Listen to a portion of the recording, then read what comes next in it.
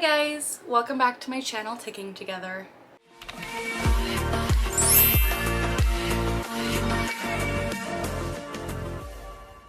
As always, the goal of this channel is to provide education about and to raise awareness as to what it's like living with Tourette syndrome. In today's video, I'm going to be answering questions that you, yes you viewer, are probably too afraid or nervous or weirded out to ask people with Tourette syndrome, and I am going to answer them to the best of my ability. For those of you that are new here, my name is Carly, I am 23, and I was diagnosed with Tourette syndrome when I was 12. So it has been a fairly long journey of living with tics and figuring out how to navigate the world with them, how the heck to live with Tourette syndrome, and how to best approach the situation. For those of you that don't know what Tourette syndrome is, it is a neurological disorder, which means it affects my brain and it causes individuals like me to make involuntary movements and sounds known as tics. And so you'll be seeing me in this video making a few involuntary movements and sounds. I am on a medication now, which is helping me remarkably well, but I still have a few tics here and there. So let's get into it. What are some questions that you are too afraid to ask people who live with Tourette syndrome? The first question is, does it suck to not have complete control over your body? And I would say, yes, it does suck. It's not super exciting or very fun to not be able to control your movements or your sounds. I would say suck is an understatement. It's pretty terrible. It's pretty darn brutal to not be able to control your movements, especially in certain situations. For example, if you are at a movie theater where you have to be super quiet because there's people around you watching a movie and having to say something in the movie theater that you can't control, or having to jerk your arm around at a concert or something. It is really, really awful to not be able to control your movements or your sounds. And I just want to preface this video by saying I'm not speaking for everyone with Tourette syndrome. These are my own opinions and thoughts. But I do believe a lot of us with Tourette's aren't super excited about not being able to control our movements or sounds. So I would say not being able to control our body sucks. Yeah. The next question is, does it upset you when strangers laugh about your tics? And I would say yes. If you're a stranger and you're laughing at me, heck no, do not laugh at me. That is so rude. But if you're someone I know and you're laughing with me, I got rice. For example, my rice tic I just said there. My friends and I laugh about that together. We laugh with me about it, we laugh together because it's something so bizarre and random. But if someone on the street was laughing at me for moving really randomly or making a weird gesture or saying something weird, I would be really offended and be like, are you okay? Do you need to talk? Why are you laughing at an individual who clearly is not society's normal? I feel like it's just a really low thing to do, to laugh at people when you don't know what they're doing, because for the most part, people with Tourette's can't control their movements or sounds, as I've said, and so laughing at that just makes us feel horrible because we can't control it. We don't want to be doing it, so don't laugh at us. It can be kind of funny. Some of the tics can manifest in funny ways, but I would recommend not laughing at us and being sure to ask if it's okay to laugh with someone before you do. The next question is, does it offend you when people joke about Tourette syndrome in general? And again, I'm not speaking for the whole Tourette syndrome community. This is just my thoughts, but it really, really does offend me when people joke about Tourette syndrome in general in a negative connotation. So as I've said, I've had Tourette's for over 10 years. I've had it for a really long time, and back when I was younger, the Tourette's guy meme was super popular, and he was that guy that didn't have Tourette's, and he made the whole kind of idea of coprolalia, the swearing tic, become this huge Hollywood phenomena. And people would joke about it and say, oh, if you're swearing, you have Tourette's, you know? And that's something that really bothered me because they would joke about it. And actually, only 10 to 15% of people with Tourette syndrome have the swearing tic or coprolalia. So the fact that people joke about it and say, oh, if you're swearing, you have Tourette's. Oh, if you're being like belligerent or saying things that you don't mean, you have Tourette's. Or, oh, if you say what's on your mind, you have Tourette's. If there's just these generalizations about Tourette syndrome that aren't true and they're joking about them, that really makes me mad. So I do not agree with that. The next question is, can you drive with Tourette syndrome? And yes, I can. I'm very lucky enough that my case is pretty mild. I do have tics here and there, as you're seeing now, but I am able to drive under some certain conditions within myself. So for example, sometimes I'll be on the road and feel the need to have my eye tics where my eyes just lock shut.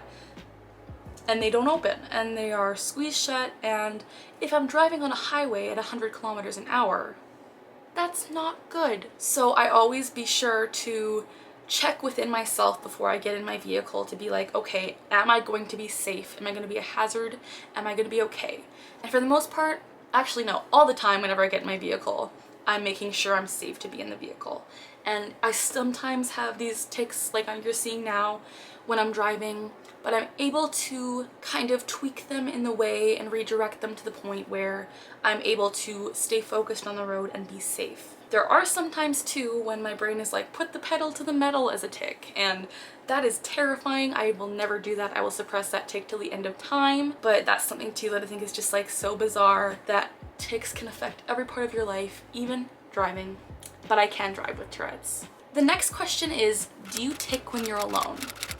And the answer to this is obviously, I would say that I tic more when I'm alone than when I'm with other people because I'm comfortable by myself. And so when I'm in my room, I let out tics a lot more than when I'm in public because I feel safe and at ease and and comfortable. And so that's something that I feel like people like, I don't even know why this is a question, because I feel like for the most part, people with Tourette syndrome probably tic more when they're alone because of the whole phenomena of suppression and having to cater to individuals in public.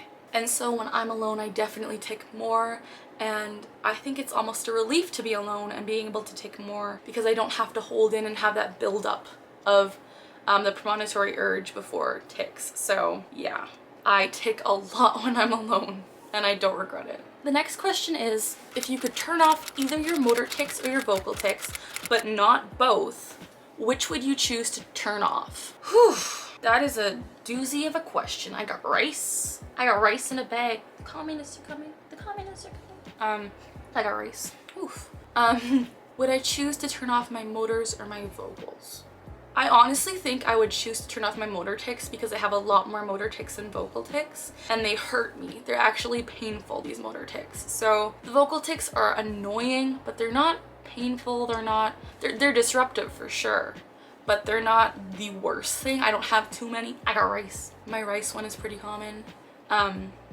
But I think that I would turn off my motor tics just because they're painful, and they're a lot more noticeable in my opinion because I'm able to suppress my vocals a lot more than my motors. So let's turn off the motors. The next question is, do you tic in your sleep? And I don't think so. I know I tic up till the moment when I fall asleep, like until I'm lying down on my bed, I will be moving around until I actually pass out. But I don't think I tic in my sleep. I feel like that would be weird. Actually, okay, wait, no. I know there have been times when I've ticked and woken myself up ticking. So I know that's a thing. I don't know. I'd have to like film me sleeping because I don't know if I tic in my sleep, and I feel like that's a very odd thing to do. So I'm gonna say I don't, but maybe, I don't know. Oh, the next question is so bizarre. Do you have Tourette's in your dreams? And I don't know. I don't know. Because like I have Tourette's and I know that I have Tourette's, but I don't know if do I tic in my dreams? Do I tic in my dreams? As I've said, I've woken myself up ticking, but I don't recall having a dream where I'm ticking in the dream. And if I do, I probably don't even realize it because I tic all the time anyway. That's such a weird question. Do I tic in my dreams? I don't know. I don't know. The next question is, do you have specific things you always have to say? Hi. Yes, I do. So my vocal tics are the things that I always have to say. I always say that I got rice. I got rice is one of my tics. Don't know where it came from. It's stuck for about a year now. It's been here for a while. I also have a high tic. Another one which is super weird is the communists are coming. The communists are coming.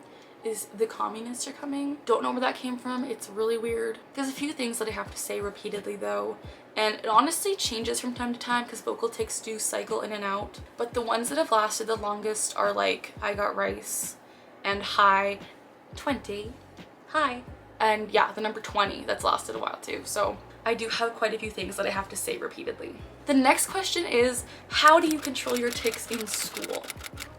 And The real answer is I don't know how. I don't know how to control tics in school very well, but the way I do it is I just suppress, which is not ideal. I never encourage suppression on this channel because suppression sucks and it's actually painful and it takes all of your concentration. So instead of focusing on school, you're focusing internally on not moving or talking, and that is hard. So I control them by suppressing, which is very bad. With online school this past year, it's been remarkable because I've been able to tic on Zoom while having my camera off and no one knows, so that's lovely. But I would say, like, I usually in lectures like take a seat at the very back so people don't get distracted by me, because I'm more worried about distracting others than myself, if that makes sense. The next question is, are tics painful? Yes, tics are painful. My motor tics, as I mentioned, are ridiculously painful. That one is ridiculously painful, where I punch the back of my neck. I would say that's painful. I don't know about you guys, I would say that's painful. Sometimes I'll pull my muscles or I'll kick my feet together till they bleed. I've had to wear finger splints and wrist braces. I've had so many things that have been painful as a result of tics, and so I guess just the answer to this question is yeah, tics are painful. Because like, try doing the same movement over and over again 24/7, you're gonna hurt that body part, guaranteed. The next question is, can you have a normal job with Tourette syndrome? And my answer is yes. So I have held a retail job for 5 years now and I love it.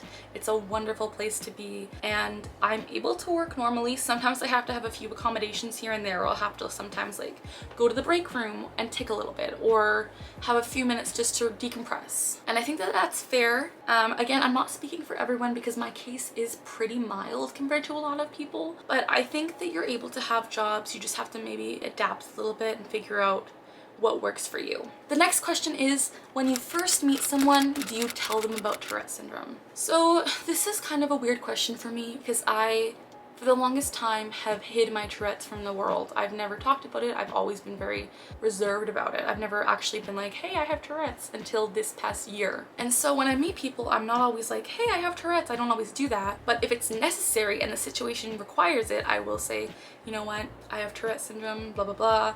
And it's not something I just automatically introduce myself with. Like, hi, I'm Carly, I have Tourette's. I don't do that. The next question is, are you able to stop your tics? And this goes back to the suppression. I am able to suppress for long periods. I also am on medication, which helps me suppress, but most people with Tourette syndrome aren't able to stop their tics on command. I'm not either. It's just a matter of being comfortable and being able to suppress in certain situations. But again, I never recommend suppression. So I would say like, no, I'm not able to stop my tics unless like I'm really focused on it. The next question is, can you remember your first tic? And I have kind of two answers to this question. So my first tic that I remember having is eye blinking. I would blink my eyes really rapidly and really hard, and that was super painful, and that's kind of what led to my diagnosis. But my mom remembers me having tics as young as 3, where I would be kicking my feet together in weird ways while I was walking. And so I don't remember that one per se myself, but I do kind of vaguely have memories of it. So I would say it's either eye blinking or kicking while walking. But I do have memories of so many tics, so it's kind of a blur. And the final question is, does medication help? And so this, again, I'm not talking for everyone with Tourette syndrome. I'm not speaking for everyone. This is just my experiences. But I am on a new medication called Pimozide, and it has genuinely helped me so much. I'm able to sit still for long periods of time. You've probably seen me ticking here and there in this video, but that's just because that's what I do. But compared to where I was before, these tics are so much less, and I'm able to just maintain a suppressed state while not even feeling like I'm suppressing. It's wonderful. But before being on Pimozide, I never had a medication that worked, and I was always skeptical about medication. And I also had a whole scenario with medication withdrawal and all these horrible situations with medication. So medication can help, but it often doesn't. I'm super lucky that this medication I'm on now does help me, like genuinely so blessed. But it hasn't been this way, and it hasn't been this way for very long, and it's never been this way prior to this. So I'm really lucky now, but that's all I can say. So those are all the questions. I really hope you enjoyed this video, answering questions that people like you are too afraid to ask people with Tourette syndrome, and I really hope I answered them okay. Again, I'm not speaking for everyone with Tourette syndrome, this is just my experiences, but I hope you enjoyed the video. If you did, I would be so genuinely grateful if you would subscribe to my channel and ring that notification bell to stay tuned to all of my content. I post videos that raise awareness and provide education about Tourette syndrome, as well as some of my life stories which also kind of raise awareness in a way. And so I just talk about Tourette's on this channel and neurodiversity. If you want to give this video a thumbs up, I would be so appreciative as well. Every time I get a thumbs up, I get really excited. And if you want to leave a comment down below saying hi, telling me what you want to see in future videos, or letting me know if you relate to any of this, how your Tourette's has impacted you or your tic disorder, if you don't have Tourette's, if you learned anything, I would really appreciate that. As always, we're learning together, we're laughing together, and we're ticking together.